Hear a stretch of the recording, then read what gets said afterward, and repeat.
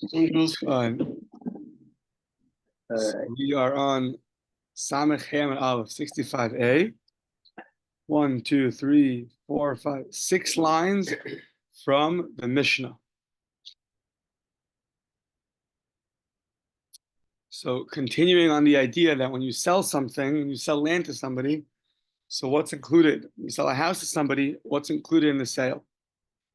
So here you're selling something to two people. One field is the inner field, and one field is the outer field. Now, to get through to the public domain, you got to go through the outer field.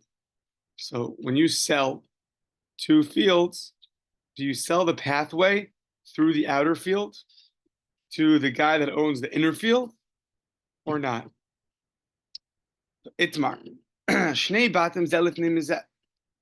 So you have two houses, one's inside the other house. So you have the inner apartment, the inner house, and you have the outer house. So now, yeah, I guess not fields, but houses. Shnei batim, zelif nimizet, shneim b'mecher, shneim b'matana, ein lehen derech ze al ze. So let's say you sold both of the inner house and the outer house, or you gifted the inner house and the outer house. So then we say that the guy in the inside house cannot go through the outside house. Why? Because you gave it to him b'ayin yafa. When the house was sold to the outer guy, you sold him everything, not only the house, but even the pathway to get to the outside. Therefore, the guy in the inner house has no right to go through your property.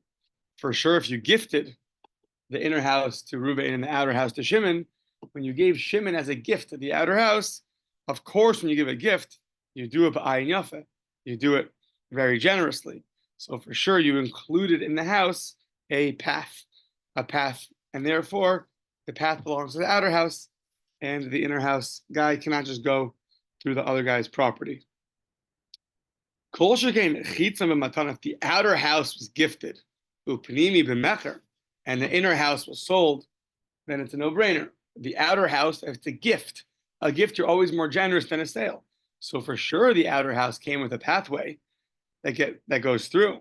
The inner house was sold, so there you didn't retain the pathway for the guy in the inner house. The outer house guy got it as a present. So for sure, in that case, the pathway belongs to the guy that you gifted, the outer house, and the inner, and the guy that owns the inner house cannot go and walk through his property. Fine. Now, what about the following case? Pnimi b'mecher. Kol sheken chitzon b'matano, pnimi b'mecher. How about this case? Chitzon b'mecher. The outer house you sold, upnimi b'matana.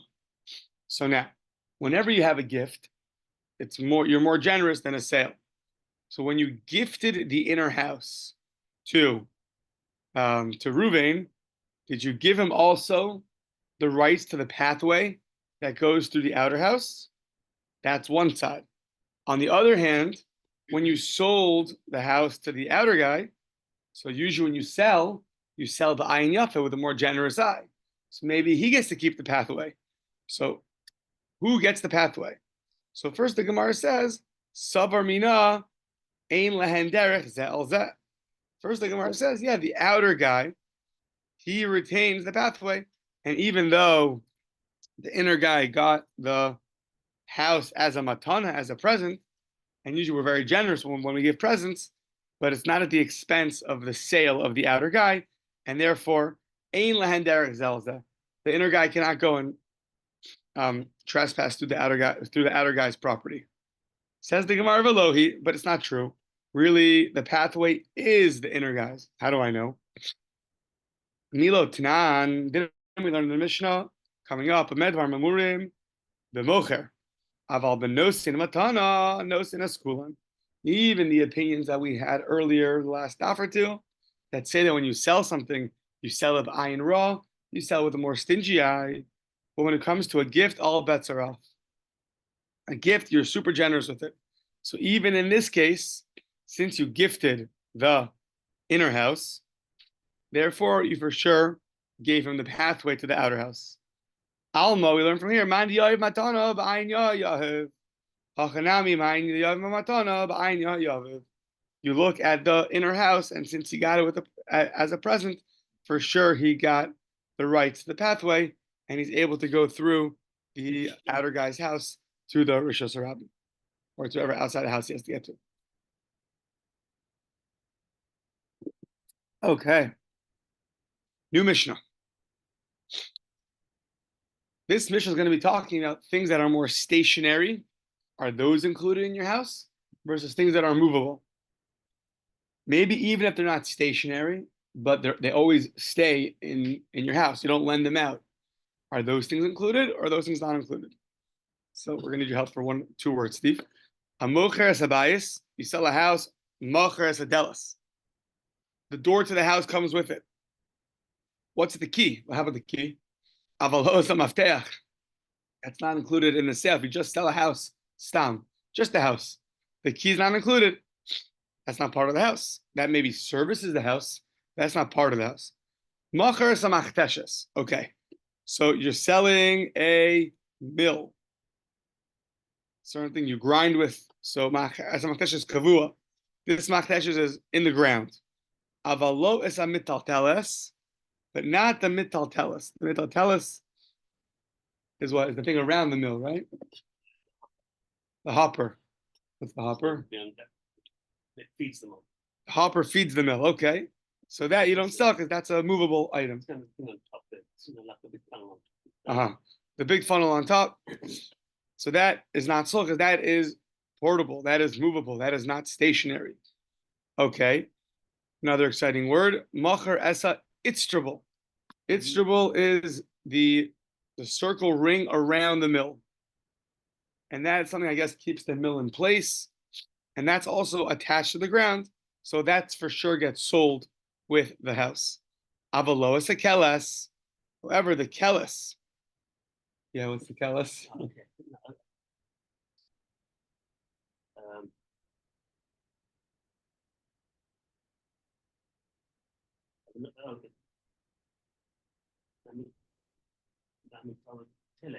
Yeah. It's the movable mortar, but that is So metaltelis is the movable mortar. The itztrable is the ring around the mortar. Avaloas a keles. Keles is the hopper, right? Keles is the hopper. Sorry. Okay. So once again, you have a mill. Yeah, it helps you grind things that's attached to the ground. You have a hopper, which you have a movable mill that does not get sold. Then macher as itztrable, the ring around the mill, that's stationary in the ground, that gets sold.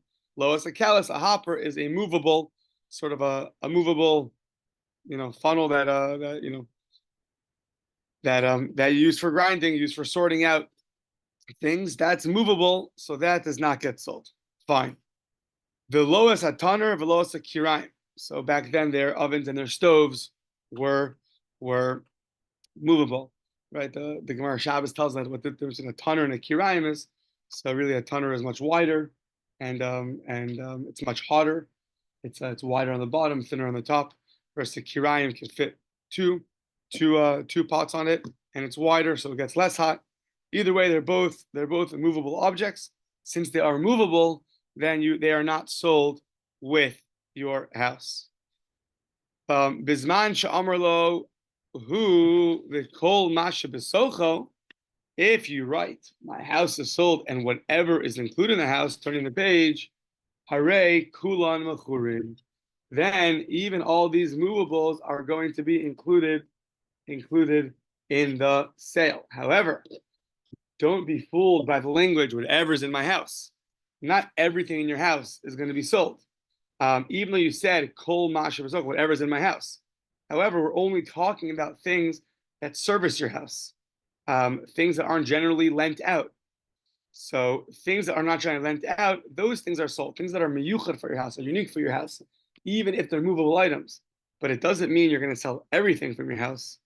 Now, why not? He said, kol masha v'soch. So the Rashbam says, either because, listen, your house and whatever's in your house is referring to things that are nullified to your house. They're subordinate to your house. They're part and parcel with the house. Or The Rashbam says you don't want to, move out of the community. You want to stay in the community and keep your stuff. You just want to sell the house and whatever functions the house needs. So that's included in Kol Masha B'Socha, but it's limited to household items, not all your not all your items that happen to be inside your house. All your items that are in your house that function for the house. Yeah. That's pretty much what's the norm for today. What's today? What do you mean? When you sell the house, that includes typically the stove, but it's typically Right, the table, the chairs, maybe. No, not the table, the chairs. Not table chairs. No, but the stove, often the fridge. Oh, yeah, and you take all the movable furniture and you take all the movable furniture, but the stuff that's right. Like the couches you take, right? You put in the truck. The light fittings you leave. Right. The light settings you leave, exactly. Okay. So let's see. So it says the Gemara at first glance, Lema Masnisin Delo Rav Meir. This Mishnah seems to be at odds with the opinion of Rav Meir. Why? What did Rav Meir say? The Rav Meir Hamar. Rav Meir said, we'll see later on. Machar es hakerem, machar tashmishe kerem. When you sell a plain vineyard, you sell not only the vineyard, but anything which is coming to service the vineyard. Anything which is coming to help the vineyard. So what's an example of that? So there are certain reeds in a vineyard that help out the vineyard. Those things are mishamish the vineyard. They service the vineyard, and therefore they are sold. So you see, anything which services what you need gets sold with the regular language of a vineyard. So to a house, whatever you need for the house should be sold also. We shouldn't differentiate between things that are stationary and things that are movable. Oh, must be that our Mishnah is not Rav Meir, because if it was Rav Meir, we wouldn't differentiate if it was movable or not movable. Whatever services the house should have been sold. Okay, says the Gemara, no. Afilu Tamer Rav Meir. We want the Mishnah to be like Rav Meir. I'm just thinking now, one of two reasons why we want the Mishnah to be like Rav Meir. One is because in general, we don't like to make arguments. We can fit the opinion, that's better. There's a general rule, Stam Mishnah, it always goes like Rav Meir. An anonymous Mishnah is like Rav Meir. This Mishnah is anonymous. It doesn't have a name in it. So that's often the opinion of Rav Meir. So we have more of a reason to make it fit. Oh, just popped into my head. Okay. I feel tamer Rav Meir. Even if you'll tell me that our Mishnah is Rav Meir, what's the difference then? How come in our Mishnah some things are not sold? Hasam kviya, hacha lo kviya. There's still a difference. That over there by the vineyard, those things are always set inside the vineyard. Those reeds never move. They're always part of the vineyard. You don't need them for anything else. However, our Mishnah that has things like a mill, so sometimes that mill, which is not attached to the ground, however, you lend it out. It's not always totally essential for your house. Sometimes you could lend it out, and because you could lend it out, it's not as much of a fixture of your house. So that's the difference. Really, Rav Meir is talking about something very specific. A reed is always necessary for the vineyard. You're never going to move it because it helps you. You're never going to, lend it to your friend because you need it for your vineyard. But our Mishnah maybe has certain cases, like maybe a mill, which even though it's you use it, but you also lend it out. Since you sometimes lend it out, it's not as essential. So that's why the Mishnah could fit with Rav Meir. The problem is the halmafteach dunya dedelis katani. What's with the key? You're not lending out your house key to somebody else. It's not going to work on their door usually. Yeah, ma delis dekviya af mafteach dekviya. Just like a house, just like a door to a house is essential for this house. It was made for your house. So too the key is essential. And yet, when you sell the house, a key is not included. So you see that things that are totally essential for the house and only for this house, and they're not going to be lent out, those things are not included. So really, we tried, but we did not succeed. The Mishnah ends up being not like Rav Meir. Okay. The next daf basically is going to talk about, let's say you're going to have certain vessels that were vessels at one point and now attached to the ground. Are they still remain their name of a vessel? Are they a vessel? Or they're part of the ground? We're going to start as it's relating to us, and then we're going to go off as it relates to other halachas throughout Shas. So let's see. Tana Rabbanan, Hamocher Esabayis. Jared, perfect timing. Whenever you come, it's perfect timing. I had some email from Judge Blackbird in there. Thought you're a fireman, not an email. No. Got to make up your mind. A lot more difficult to burn it than to Yeah. paper. It is. It is. Tana Rabbanan, Hamocher Esabayis. You sell your house. Macher Esadelis ves hanagar ves haminol. When you sell your house, the door comes with it, the bolt comes with it, the lock comes with it. Avaloas hamafteach. However, the key does not come with it. Okay. Macher esamachteshes. You sell your mill. Hachakuka avalo esakua. Okay, here we go. Two kinds of mills. So one was part of the ground. That's chakuka. And then you carved it out. You carved out the stone in the ground into a mill. So meaning it was never detached from the ground. It was always attached to the ground. Avalo esa kvua. Kvua is, it was one time a mill that was not attached to the ground. And then you went and you attached it to the ground. So says the Brisa that only a mill, which was always attached to the ground, is sold at the house. But a mill that at one point was detached, just because now it becomes attached to the ground, that is not sold with the house, and that is not like our Mishnah. Because our Mishnah says a mill doesn't differentiate. A mill that you need for the house, that is sold. As long as it's always there and you use it, that's always sold with the house. Okay. Machar ha'itstrobel avaloas akelas. So you sell itstrobel was the ring around the mill, that gets sold with the house. Aval lo as akelas, but not the hopper. The hopper is movable. So the Brisa is almost like our Mishnah, except something which a mill has to have been always attached to the ground. Our Mishnah doesn't say that. Our Mishnah says a mill is sold at the house. So who's our Mishnah like? Rabbi Eliezer Omer, Kol hamechober lekarka, harehu kekarka. Rabbi Eliezer says this statement: as long as you're attached to the ground, you get the halachas of the ground. Jerry, smack in the middle, samachem and beis. First word of the line is lekarka, harehu kekarka. So that's Rabbi Eliezer. Rabbi Eliezer says as long as you are now attached to the ground, you look at the now, not what happened earlier. As long as you become attached to the ground, you now have the halachas, you have the laws of the ground. And therefore, since you're now on the ground, that's why our Mishnah says a mill would be sold. They're all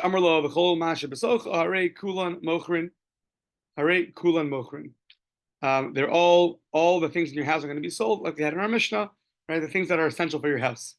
Whether you said this line or you didn't say this line, meaning even if you said this line, lo machar lo as abor lo as ados lo as yitzia, but all those reservoirs and pits that hold the water, those are not going to be sold because even though it's in your house, but it's not something which is a function of your house. It's not something which services your house. Happens to be you get water from there, but it's not essential to your bias, to your house. It's essential to you, but not to your house. Okay.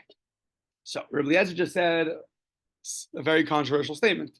He said that no matter what you were beforehand, if now you're attached to the ground, you get the halachas of the ground. So let's speak about this for a little bit. Tana Rabbanan, a mikvah. Okay, so what's the halacha about mikvah? A mikvah has to have natural rainwater. If it has what we call mayim she'uvim is water which was drawn from somewhere else, so that is not going to make a mikvah kosher. Now we're going to see it's more relevant coming up on the next Amud, but that's only true if most of the mikvah is mayim she'uvim. Then it is going to be not a kosher mikvah deraisa. But derabanan, every little drop that gets in, becomes nullified to the greater natural rainwater. So let's see. So what happens if you're gonna have a pipe in the mikvah? Does it matter that the pipe one time was a pipe and now you attach it to the mikvah? So now it's attached to the ground. So maybe now it's attached to the ground, so it's part of the ground. It's no longer a vessel. If it's a vessel, if it's a kli, that's mayim she'uvim. That's like having water from a bucket being poured into your mikvah. That's not going to be good.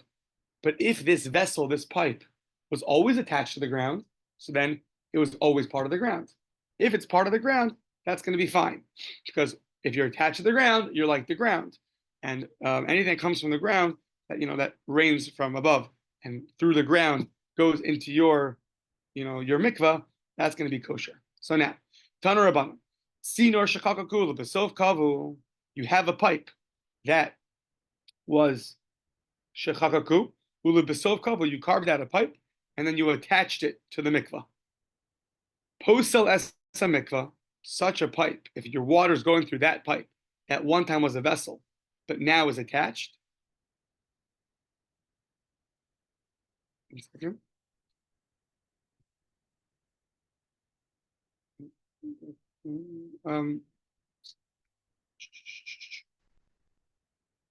Yeah.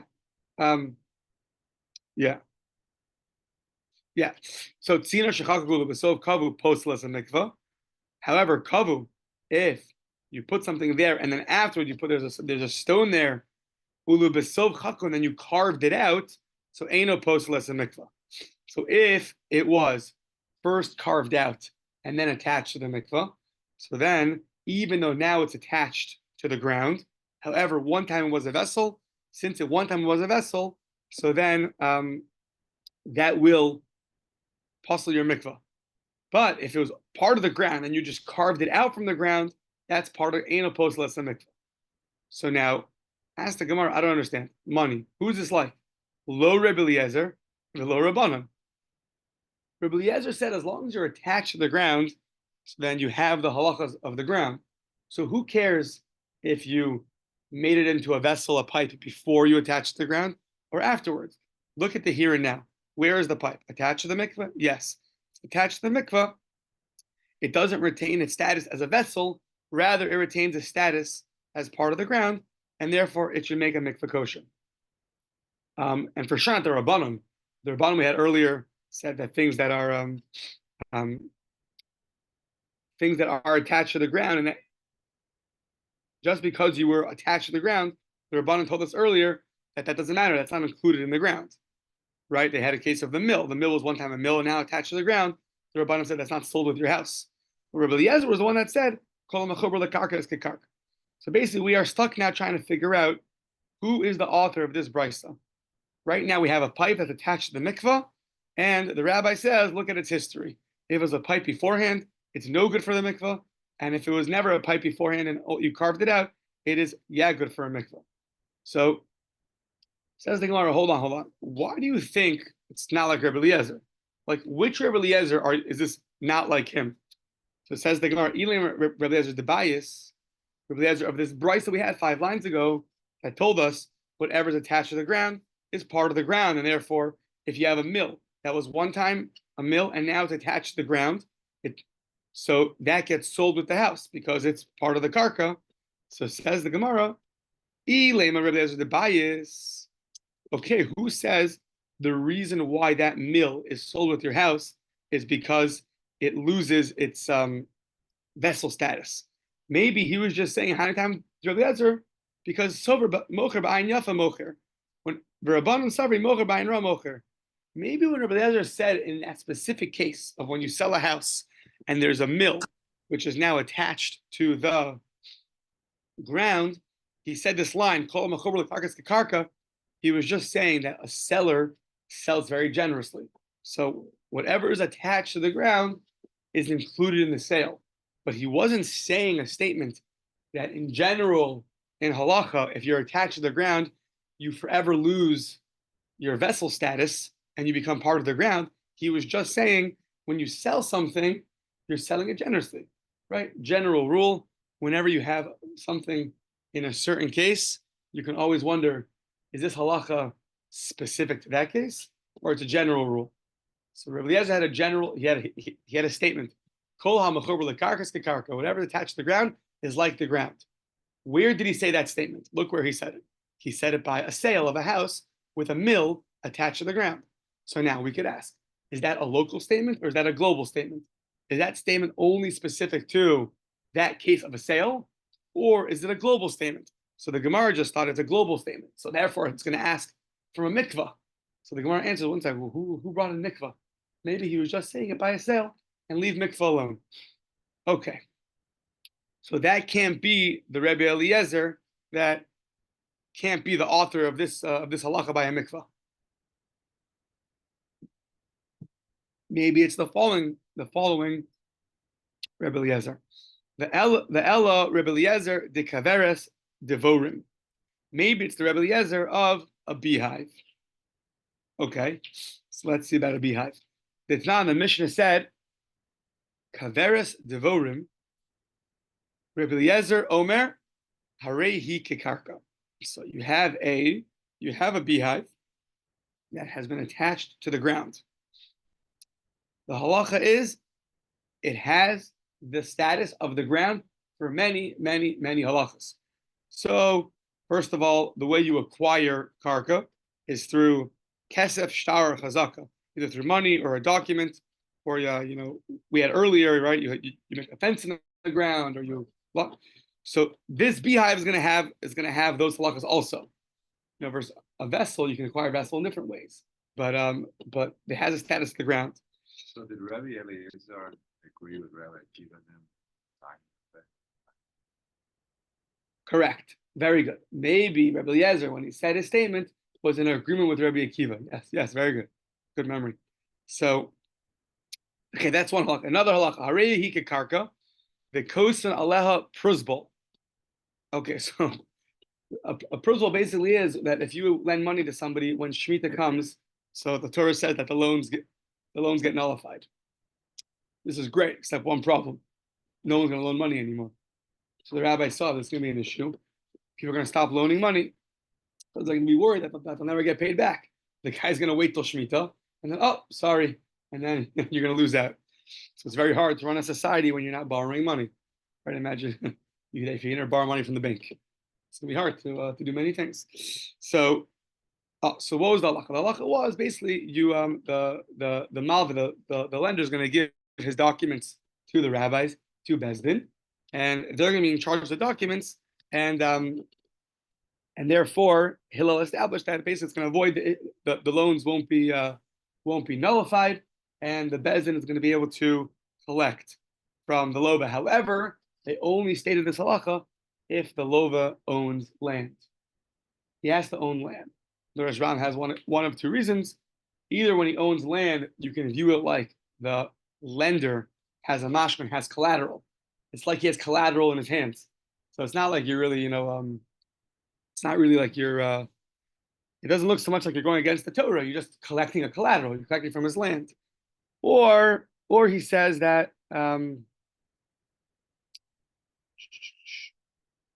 or he says, one second.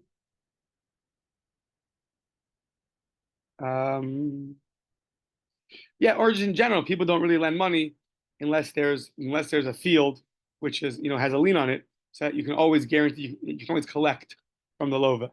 So that's a common case. So in the most common case, that's where the Rabbanan made their enactment. Either way, we see that a halacha of a pruzbol is that a lova has to have land. So if he has this kaveres, this beehive, so then attached to the ground, that's considered enough for this pruzbol to take effect. Yeah, okay, that's one. The einam mekabelas tuma. So things that are attached to the ground, so then they're no longer they don't acquire tuma. Only things that are vessels acquire. So you have to be a kli. A kli acquires tuma, and karka does not acquire tuma. So if you're attached to the ground, so it says here that Rabbi Eliezer says you don't acquire tuma. Furthermore, you're going to go remove honey from here on Shabbos. So then you're going to be chayav achatas. Why? It's like plucking stuff from the ground. Polish min karka. And that's also to do. You can't take stuff. You can't pull grass off the ground. You can't pull a leaf off a tree on Shabbos. So to here, if you take the honey from the beehive, you're going to be chayiv. You're going to be, that's not allowed on Shabbos. And yeah. Okay. The Chachamim Omrim, no. Eina kakarka, the ein kosma prosbol, umekabela stumba b'mkomo, the haradena b'Shabbos pater. So they're going to argue on all of these statements. It's not part of the ground. Okay, but what do you see? Rabbi Eliezer says something attached to the ground has the status of the ground for so many laws. So maybe that's when we said that by a mikvah. If you were one time a pipe and now you were attached to the ground, so according to Rabbi Eliezer, that should have a status as part of the ground, and it should not invalidate a mikvah. It should be fine. And yet, the Brisa said it does invalidate the mikvah. So therefore, you see that it's this Rabbi Eliezer that Brisa can't be like. Because according to Rabbi Eliezer, we see that whatever is attached to the ground has the status of the ground. And therefore, you could say by the house is the same thing now. Once you have this Rabbi Eliezer, even by the sale of a house, you could say not that he agrees with Rabbi Akiva. He wasn't saying a local statement. He's saying a global statement. Because once you have this Rabbi Eliezer, that would shed light on the other Rabbi Eliezer. Okay. So says the Gemara, no, not so fast, right? Maybe this Rabbi Eliezer by a B was also more of a local statement. And don't make it a global statement. And therefore, that Brisa might still somehow go like Rabbi Eliezer. How? Kido Amar Rabbi Eliezer, the Amora, said an explanation of Rabbi Eliezer. The Amar Rabbi Eliezer, my time, Rabbi Eliezer, what's the reason for Rabbi Eliezer? The Chsiv. It says by David and Yehonasan that he had a staff. He had a staff. Yehonasan had a staff, I believe. And he went and he dipped it. Vayitpal also b'yaros dvash. And he went and dipped it into, literally means a forest of honey. So the Gemara says, they added from later on, the chima inyan yar eitzel dvash. Like, what does a forest have to do with honey? Ma yar hatole shmenu b'Shabbos chayiv chatos. Just like a yar, a forest. If you go and pluck something from the forest on Shabbos, you're chayiv chatos. Af dvash. So to honey, haroda mimenu b'Shabbos chayiv chatos. So too, over here, if you would take from the honey, from the honeybee, from the hive, you're also going to be chayiv on Shabbos.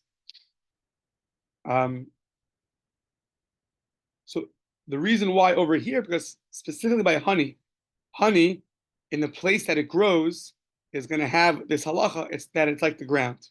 So, one second. Yeah, the Rasham explains that by honey grows. It's growing in this hive, so that's why it's like a forest, because it's similar. However, the Rashbam points out so that's why it's considered like it's part of the ground. Even if it's not mamish attached to the ground, it's still going to have the halakha like it's attached to the ground from this pasuk. Special pasuk by a beehive. By a beehive, that since honey grows from this hive, so therefore it has the status like it's attached to the ground. It's growing from its from this area. The pasuk compares it to a forest. So specifically here, it's going to be like the ground. However, when it comes to a pipe by a mikvah, so maybe Rabbi Eliezer will agree there that if it was one time a pipe and then it was attached to the mikvah, it still will retain its pipe status, its vessel status, and therefore it would nullify a mikvah. So another failed attempt to prove which Rabbi Eliezer is going to be in disagreement with that halacha. Okay, let's try again. Ella Rabbi Eliezer the daf, the Tanan. We have a Mishnah that says daf shel nachtumen. So you have a certain board, a baker board that they used for putting it into the wall. I don't know, it explains there are different reasons how this helped them in their baking. It's a board, and they put it. They would knead dough on it. That's one opinion. Or it would use as a sales board. Once the bread was made, they would put it on the board, and now and they would sell it from there. Like window shopping, right? So now you can Like a Murphy bed. like a what? Murphy bed. What's a Murphy bed? Oh, yeah. It's up against the wall, and then you need it. Mm-hmm. Mm-hmm. So nowadays they put all the items in the window shopping. But back then, at least according to one opinion, so you would put it and you would sell it from there. And I guess now we have like easier ways to do that. But yeah. So now this daf, this baker's daf, was this board that was put into the wall. So now, what's its status by tuma or by tahara? So now, things that are attached to the ground are no longer a vessel, and therefore they do not become impure. Things that are not attached to the ground, it's going to depend. If it's wood, then it's going to be, it is going to still be pure. If it's different kinds of metals, then it's going to be impure. So now, Dav shel nachtumin shekavu b'kosev, Rabbi Eliezer mitah rechamim mitam. So Rabbi Eliezer is mitahir. This Dav shel nachtumin, he holds, it's tahor. Okay, so hold on.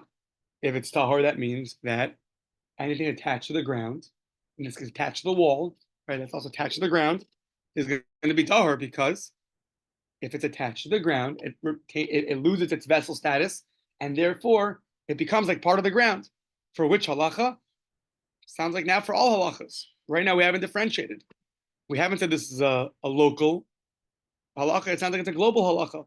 So this is the Rabbi Eliezer that is not in line with that brisa by a mikvah. So now, says the Gemara, 1 second. Very nice, you proved to me it's not like Rabbi Eliezer, it's not like anybody, right? Let's see why. Money, who's it like? Rabbi Eliezer. So then, afilu chakakulu b'sof kavu. If it's Rabbi Eliezer, so then whenever it's attached to the ground, even if it was originally a pipe and then put into the ground, it should become like the ground and not invalidate a mikvah. And if it's the Rabbanon, so then afilu kavu b'sof chakaku. Even if it was put into the ground and then you carved it out into a pipe, so that should also be a problem. So why does that brisa, who's it going like? It's a pipe that it depends if it was put in and then carved out, or carved out and then put in. And there's a difference. But according to Rabbi Eliezer, you should just always look if it's attached to the ground.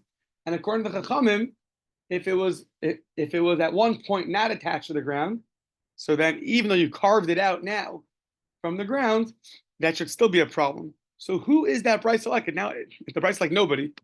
So says the Gemara, no. La'olam Rabbi Eliezer. Really, that brisa is like Rabbi Eliezer.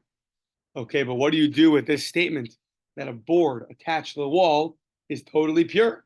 Sounds like anything attached to the wall is pure, because kol mechaber lekarka is kekarka. So says the Gemara, no. Once again, Rabbi Eliezer was saying a local idea. The shiny pshute kliates, the tuma dirabanan. Here we're talking about simple wooden vessels. Simple meaning not something which has a receptacle in it. Simple pshute kliates. That's dirabanan. So by dirabanan, they were more lax, and therefore they said that if it's attached to the wall, it's not going to be kameh. Yeah. Yeah. But earlier, when we're talking about mikvah, that we're assuming now is d'oraisa. By d'oraisa, Rabbi Eliezer says that we weren't so fast to be lenient. That's already a biblical law. You can't be lenient with that. But a rabbinic law, they felt over here to be more lenient. It's anyways only Tumah Derabanan, so they felt to be lenient. Okay. So says the Gemara, what? Michlal de She'iva Daraisa? You want to tell me that Raisa talking about Mayim She'ubin? Mayim She'ubin, one saying, is water that's drawn out, not natural water. So that's Daraisa. How could it be? The Ha Kaim Alon Derabanan. Why? The araisa, the only way to invalidate it is if it's going to be most water is going to be not natural. Then you can invalidate a mikvah. But when the water is, dripping one by one, and it's not mostly drawn out water, so then biblically it's fine. It's a derabanan problem. It's a derabanan problem. So when imagine you have a mikvah that's full of water, and now you have a pipe that one time was a vessel. So now, deraisa, any drop that goes from that pipe into natural rainwater follows the halachas of bittul. It gets nullified. One little drop of drawn out water into a whole mikvah of rainwater. But the Rabbanan said you can't have any mayim shuvin. So says the Gemara, what do you mean that's deraisa? The hakaim alon derabanan. That's one. And two, the od hamar Rabbi Yossi ben Rabbi Chanina, turning the page, b'dav shel mateches machlokas. That opinion, that machlokas by a baker, is not talking about pshutei kliates, about wood. It's talking about metal, and by metal, that's tumas deraisa, and not derabanan. Okay. So the olam really rabbanon he. Well, let's try the other way. Maybe that brisa by a mikvah is really the rabbanon, and the rabbanon are the ones that said that just because you're attached to the ground, you do not become part of the ground. You retain your vessel status. What was the problem with that? If you retain your vessel status, how come a piece of stone that was attached to the ground and then carved out into a pipe? Why was that? Why does that not invalidate a mikvah? Who cares that it's now attached to the ground? We're talking about the Rabbanan, and the Rabbanan say that if you were a vessel, you retain your vessel status. So the Olam Rabbanan here, you're right, but the shiny she'iva the Rabbanan. Shiny she'iva, since that drawn out water is only rabbinic, so then we weren't willing to invalidate it. We said even though it was at one point not attached to the ground, and now it's attached to the ground, and you carved that into a pipe, since it's anyways only derabanan, we were more lax with it, and therefore we allowed it. So if that's true, ihachi afilu chakaku u'lebesof kavu. So then, once you're lax in a case where it was part of you attach it to the ground and then carved it out. So say the same thing in the other case, when you carved it out and then attached it. So you should also be lenient in that case. Why are you choosing your leniencies? I'm only lenient when it wasn't a pipe beforehand. I attached the stone part of the ground, and then I carved it out. Oh, there I'm lenient. But if you're one time a pipe and now I attach it to the ground, then you're not lenient. So once again, what's the difference? Says the Gemara, no, there's a big difference. Shiny hasam, the ika torus klialav betolush. It depends. When you already had a vessel status, right? Meaning we carved you out into a pipe and you're a vessel. To now, when you're attached to the ground, they say you're not really a vessel, we're more lenient. That we're not willing to say. That we're not lenient by. But if you were just, a piece of stone or something that you never had a vessel status, you just were detached from the ground. Now we attach you to the ground, and now you become a vessel. So that's where we're going to be lenient and say that you will not invalidate a mikvah. And then on Shabbos we'll see more about the halachas of things that are attached